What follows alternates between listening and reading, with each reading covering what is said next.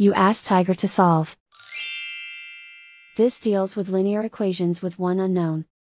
The final result is s equals 1 over 6. Let's solve it step by step. Swap sides. Group all constants on the right side of the equation. Add 1 over 3 to both sides. Combine the fractions. Combine the numerators. Reduce the zero numerator. Simplify the arithmetic. Convert the integer into a fraction. Combine the fractions.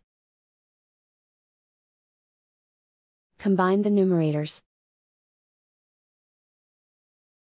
Isolate the s. Divide both sides by 8. Simplify the fraction. Simplify the arithmetic.